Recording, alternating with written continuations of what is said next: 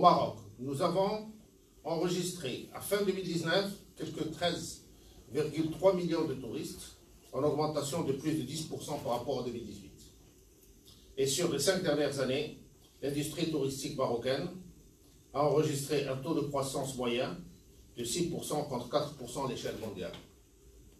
Le tourisme du Maroc, c'est aussi 750 000 emplois, et non pas 500 000, comme on le constate depuis 15 ans. Depuis 15 ans, nous sommes à 750 000 emplois directs et plus de 2,5 millions d'indirects. C'est quand même 7% du PIB du pays. C'est 80 milliards de dirhams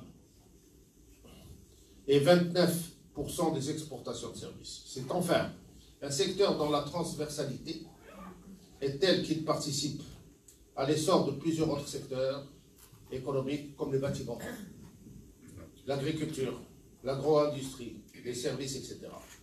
Le Maroc est une grande destination qui offre une grande diversité d'expériences de voyage. Et malgré les insuffisances, le Maroc a su prendre sa part de marché dans le développement mondial touristique.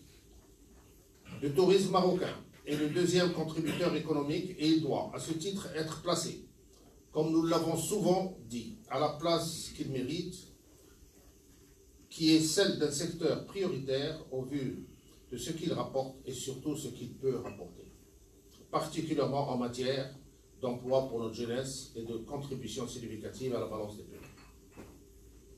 C'est pour cela que la CNT a décidé de changer de paradigme et s'est fixé comme mission de contribuer de manière responsable et durable à la compétitivité du secteur touristique et au bien-être des Marocains en créant de l'emploi et en favorisant l'inclusion, en générant des devises et en promouvant l'innovation. Ainsi, chacune des actions doit pouvoir être orientée et mesurée en termes de contribution à la compétitivité, à la durabilité et à l'emploi.